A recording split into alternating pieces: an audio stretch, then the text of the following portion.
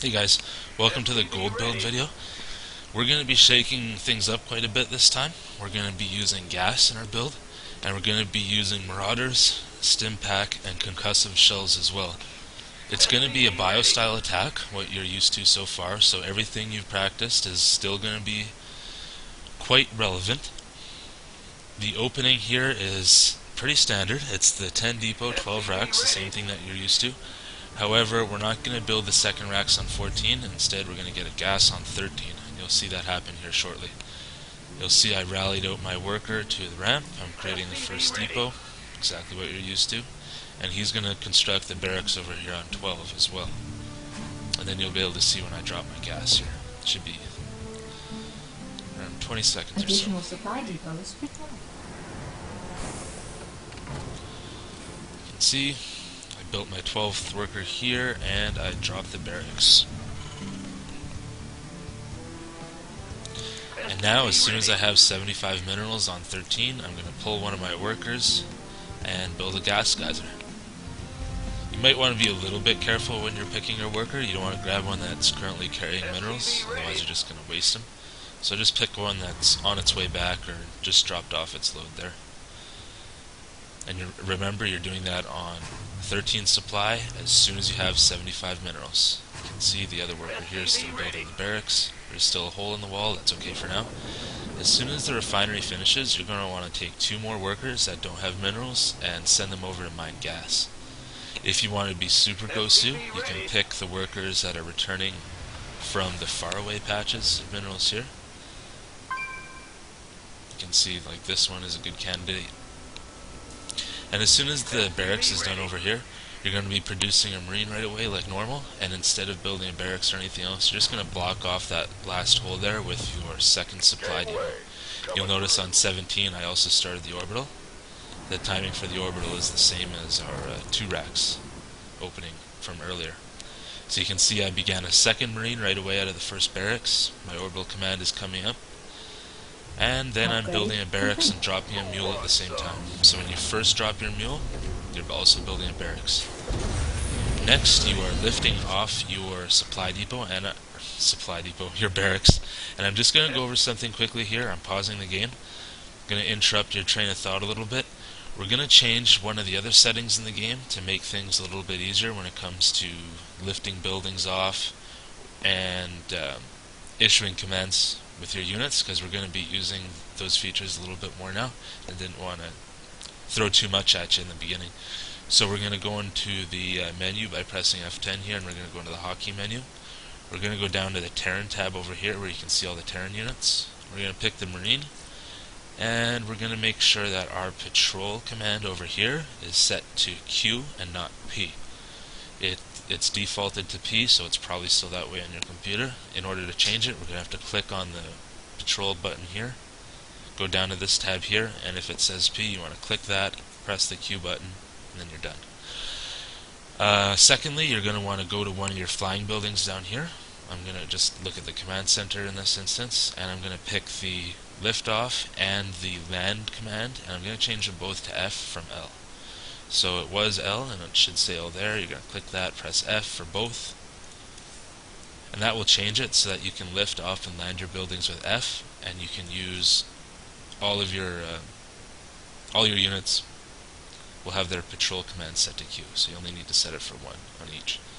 And that'll make it a lot easier for you to lift your buildings and control your units, because you won't have to reach across your keyboard to mash in those commands. Anyways, back to the game at hand. Just remember, as soon as the orbital command came up, I dropped the mule, I started building a barracks, I popped over here. After my second marine was done, I lifted off my barracks, and I dropped the barracks back down with a tech lab clogging the hole in the gate there. As well, you can see I've just begun to bring out my second worker here, and he's going to be building a third barracks here as soon as I have 150 minerals. And I'm going to resume the game. There we go.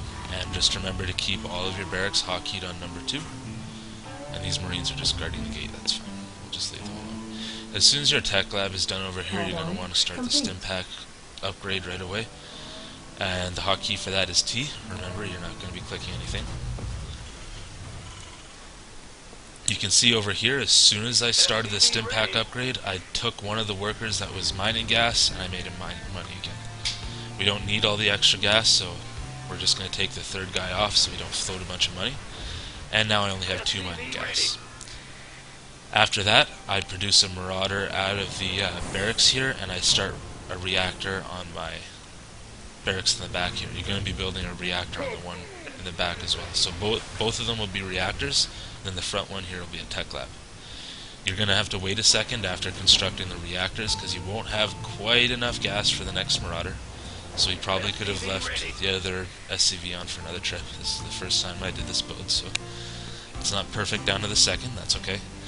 Anyways, the second marauder is started, and then the reactor's coming up over here. And I'm starting to build marines out of these 2 racks and marauders out of this racks, just steadily, as if it were the 6 racks, except we're doing different units right now. Just remember to keep the marauders over here and keep the marines over here. You do not want marines clogging up your tech lab barracks. You need to consistently produce marauders.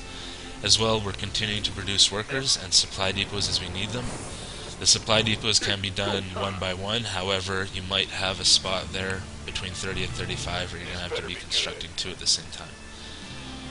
Just remember, constant production, constant production, constant production. When your stim pack is almost done, it'll have like 10-20 seconds left, you're going to have enough gas to start concussive shells as well, in addition to your constant marauder production. If you have a bunch of marauders queued up, you won't have enough gas, so you got to be careful when you're not queuing too much. And you can see I threw a concussive shell on there, and as soon as that was done, I moved out with my bioforce, and I hooked on half a dozen or so SCVs. Research complete. You can take 4, you can take 8, it doesn't really matter. And now we're going to be moving across the map to attack. You can see I'm consistently producing units and workers, and I'm grabbing supply depots as needed. And I'm rallying them to my forces just like we were before. It's just a little bit more complicated now because you have different units. The key point here with your engagements, it's not going to be the same as Marines. You're going to have Marauders now. They're really beefy, so you won't have to target fire things like Roaches and Stalkers. The Marauders will take care of all of that for you. As you can see, it'll just blow through. You're also going to have the Stim Pack upgrade, which makes your units really powerful at the cost of some health, and you want to be really careful you're not using Stim Pack literally. I'm just going to pause the game to go over that because it's really important, and that's what's going to break this build for you. If you stim as soon as you see an enemy, chances are you're going to weaken your forces too much and they're not going to be able to do what you need. You need to make sure that when you stim your units, you are in the game-ending fight. Don't stim your units unless you are sure that the fight you're in is going to end the game. So if you have a bunch of your forces out in the middle of the map and a bunch of speedlings come up and start attacking you, then you press stim and they bolt away, you're actually doing the Zerg a huge favor by taking all that damage to yourself. And in order to engage them again, you're going to have to blow another stim, which further weakens your units.